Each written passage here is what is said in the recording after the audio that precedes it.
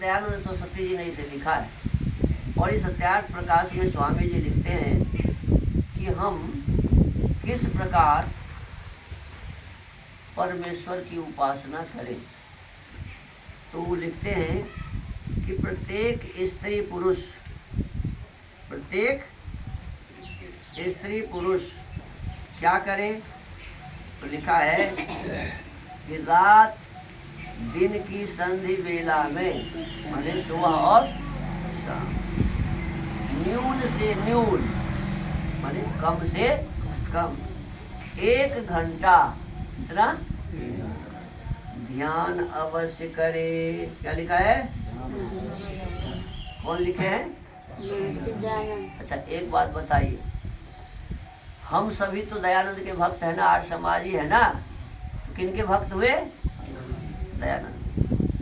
आप में से कौन है, आप में से कोई एक भक्त है जो कम से कम 1 घंटा ध्यान करते हैं? 1 घंटा करते हैं, वाह, ताली बजा के स्वागत कीजिए। क्या नाम है? कपिल देव जी। देखिए, केवल कपिल देव जी को ही नहीं, हम आप जितने भी मनुष्य हैं सबको कम से कम कितना ध्यान करना चाहिए? 1 घंटा। तभी तो समझ में आएगा ना। जब तक ऐसा नहीं करेंगे तब तक समझ में नहीं आएगा। और ऋषि के आदेश का पालन करेंगे तभी ना ऋषि भक्त कहेंगे। जैसे कोई माँ के बातों का पालन न करे तो मातृभक्त होगा। बेटा कहे बेटी 1 गिलास पानी लाओ तो बेटे बुढ़िया पी ले, उधर चला जाए तो माँ का भक्त हो जाएगी? हैं? नहीं होगी ना। तो इसीलिए माँ का भक्त संतान कब होगा? जब माँ के आदेश का पालन। पिता का भक्त कब होगा? जब पिता के आदेश का। ऐसे ही ऋषि का भक्त कब होगा? जब ऋषि के आदेश का पालन। अरे ऐसे बैठिए, बैठ करके और कुछ नहीं आता है तो ओम का जप करिए। कितना देर? 1 घंटा। गायत्री आता है, गायत्री का जप करिए। कितना देर? 1 घंटा। ऐसा जब करेंगे ना तभी प्रभु की कृपा आपके ऊपर में होगी। बिना ऐसा करने से प्रभु की कृपा नहीं होती है। तो हमको आपको ऋषि का सच्चा भक्त बनना चाहिए। देखिए, सत्यार्थ प्रकाश को लिखते हुए महर्षि दयानंद सरस्वती जी गागर में सागर भर दिए। मात्र इस भूमिका में 14 पॉइंट लिखा हुआ है और इसी 14 पॉइंट में पूरा सत्यार्थ प्रकाश है। पूरे सत्यार्थ प्रकाश में क्या है? वो केवल 14 पॉइंट में उन्होंने लिख दिया है। उन्होंने लिखा है कि इस सत्यार्थ प्रकाश को मैं 2 भागों में बनाता हूँ। एक है पूर्वार्ध और दूसरा है उत्तरार्ध। पूर्वार्ध में 10 अध्याय हैं। पूर्वार्ध में जिसको समुल्लास नाम दिया है, अध्याय का क्या नाम है? उसी को अंग्रेजी में कहते हैं चैप्टर। तो 10 चैप्टर में, 10 अध्याय में, 10 समुल्लास में जो कुछ भी लिखा है उसे कहते हैं पूर्वार्ध। और 4 जो अध्याय है, चैप्टर है, समुल्लास है, उसमें वो है उत्तरार्ध, बाद वाला। पूर्वार्ध माने पहले वाला, उत्तरार्ध माने बाद वाला। अब इसमें क्या लिखा है? तो लिखते हैं प्रथम समुल्लास में ईश्वर के ओंकार आदि नामों की व्याख्या। भगवान के कितने नाम हो सकते हैं ये जानना है तो पहला समुल्लास खोल लीजिए। द्वितीय समुल्लास में संतानों की शिक्षा, अपने बच्चों को कैसी शिक्षा देनी चाहिए, आपके काम का है कि नहीं है? अरे हम अपने बच्चों को कैसी शिक्षा दें, दूसरा समुल्लास पढ़ लीजिए। तृतीय समुल्लास में ब्रह्मचर्य क्या है, पठन पाठन व्यवस्था माने पढ़ने पढ़ाने के लिए क्या व्यवस्था करनी होती है। सत्यासत्य ग्रंथों के नाम, सही ग्रंथ क्या है और गलत ग्रंथ क्या है, इसके नाम बताए हैं। और पढ़ने पढ़ाने की रीति, कैसे पढ़ना चाहिए, कैसे, तो शिक्षक को भी ये पढ़ना चाहिए और विद्यार्थी को तो पढ़ना ही चाहिए। चतुर्थ समुल्लास में विवाह और गृहस्थाश्रम का व्यवहार। चतुर्थ समुल्लास में विवाह और गृहस्थाश्रम का व्यवहार माने पत्नी को अपने पति के साथ कैसा व्यवहार करना चाहिए, पति को अपनी पत्नी के साथ कैसा व्यवहार करना चाहिए, बच्चों के साथ माता पिता को कैसा व्यवहार करना चाहिए, बड़ों के साथ कैसे, छोटों के साथ कैसे, अतिथियों के साथ कैसा व्यवहार करना चाहिए, ये सब किसमें लिखा है, सिखाया है? चतुर्थ समोल्लास में। पंचम समोल्लास में वानप्रस्थ और संन्यास आश्रम। आजकल लोग क्या करते हैं, तो माला ले लिया, तिलक कर लिया, जटाजूट बढ़ा लिया, कपड़ा रंगा लिया, और लोग समझते हैं कि बाबा जी आ गए। कौन आ गए?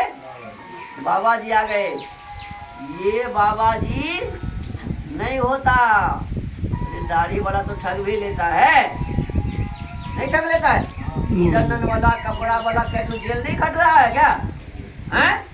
नाम कहने की आवश्यकता नहीं, आप सब परिचित हैं। तो इस वेश को बना के लोग ठग भी लेता है।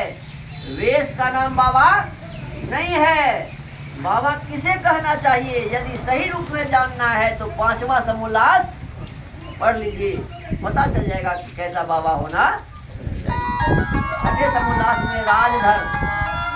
राजधर्म अर्थात अभी जो आप वोट दिए है ना, हमारा नेता कैसा होना चाहिए, हमारा प्रधानमंत्री कैसा होना चाहिए, राष्ट्रपति कैसा होना चाहिए, कलेक्टर, एसपी, बीडीओ, सीओ, दरोगा कैसा होना चाहिए, ये व्यवस्था यदि जाननी है तो 6ठा समोल्लास पढ़िए। 7वें समोल्लास में बताया है कि वेद में ईश्वर का क्या स्वरूप है, वेद में कितने मंत्र हैं, वेद की रचना किसने की, ये सब जानना है तो आप पढ़िए 7वां समोल्लास।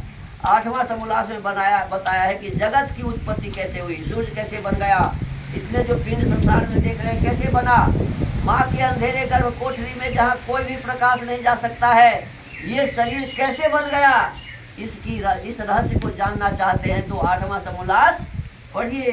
फिर 9वें समोल्लास में विद्या क्या है, अविद्या क्या है, बंधन क्या है, मोक्ष क्या है, इसके बारे में जानकारी दी हुई है। इसको जानना है तो 9वां समोल्लास पढ़िए। 10वें समोल्लास में विद्या क्या है, अविद्या क्या है, नहीं 10वें समोल्लास में आचार क्या है, माने क्या करना चाहिए, अनाचार क्या है, क्या नहीं करना चाहिए, भक्ष्य माने क्या खाना चाहिए और अभक्ष्य क्या नहीं खाना चाहिए, ये जानना है तो 10वां समोल्लास पढ़िए।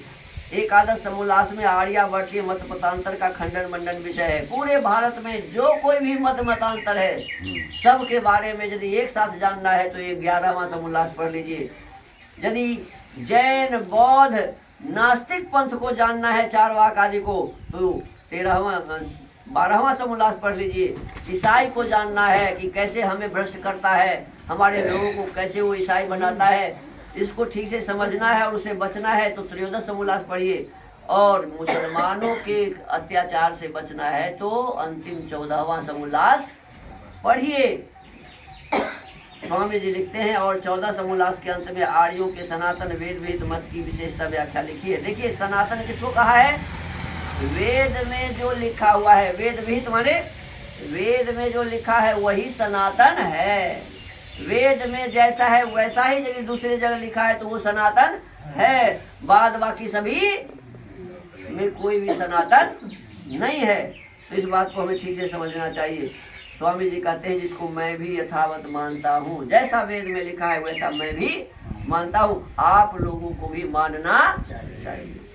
अब हम प्रत्येक दिन कुछ न कुछ नई चीज को पढ़ते हैं। प्रथम समोल्लास हमारा अभी चल रहा है और प्रथम समोल्लास में ईश्वर के बहुत सारे नाम हैं। उसमें हम कल पढ़े थे कि ईश्वर के एक नाम शंकर भी है। एक तो शंकर होता है कि बसहा पर चढ़ जाता है, जटा रख लेता है ना, तो वो है, वो शंकर नहीं। ईश्वर का नाम क्या है? शंकर। परमात्मा का ही नाम क्या है? क्यों? तो कहते हैं जो कल्याण अर्थात सुख का करने आ रहा है, परमात्मा हमारा आपका क्या कर रहे हैं? कल्याण कर रहे हैं, हमको आपको सुख पहुंचा रहे हैं। देखिए कैसी जिह्वा बनी हुई है, मांस का लोथड़ा है ना, जिह्वा क्या है? मांस का लोथड़ा। वह मांस का लोथड़ा यह बताता है कि यह खट्टा है, यह मीठा है, यह तीता है, यह कड़वा है। लोथड़ा एक ही है, जिह्वा एक ही है और 6 प्रकार के स्वाद को बता रहा है, रस को बता रहा है। देखिए ये भी मांस का लोथड़ा है ना जी। इसमें चीनी ठूस दीजिए, बता देगा? हैं? बताएगा? लेकिन ये भी बताता है क्या कि यह गुलाब का फूल है। क्या बताएगा? यह गुलाब का फूल है, यह गेंदा का सुगंध है ना जी। ये आम का मंजर निकलता है तो जो सुगंध निकलता रहता है कौन बताता है?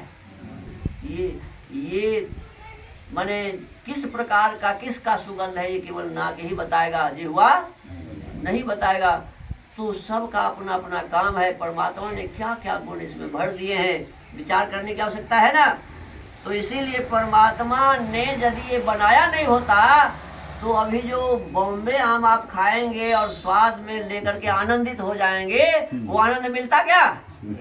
ये प्रभु का कल्याण करना है कि नहीं, वो हमें सुख पहुंचा रहे हैं कि नहीं? ऐसे तो हमें परमात्मा के द्वारा सब प्रकार के पदार्थों के द्वारा आनंद पहुंचाया जा रहा है। यही है शंकर। इसी का नाम क्या है? शंकर। अब परमात्मा का एक नाम महादेव भी है। आप तो शंकर को महादेव और महादेवी को शंकर नहीं कहते रहते हैं। परमात्मा को शंकर भी कहते हैं और परमात्मा को ही महादेव भी कहते हैं। क्यों? महत शब्द पूर्वक देव शब्द से महादेव सिद्ध होता है। यो महताम देव स महादेव, जो महान देवों का देव, जितने भी संसार में देव है उसका भी देव है, अर्थात विद्वानों का भी विद्वान। जब कोई नहीं था तो परमात्मा ने ही सिखाया ना, तो विद्वानों का भी विद्वान, सूर्यादि पदार्थों का प्रकाशक, जितने भी संसार में पदार्थ है सबका प्रकाशक है। इसलिए उस परमात्मा का नाम महादेव है। परमात्मा का नाम क्या है? महादेव है। तो इस प्रकार हम अभी सत्यार्थ प्रकाश का स्वाध्याय किए हैं। सत्यार्थ प्रकाश के स्वाध्याय के क्रम को यही विराम देते हैं।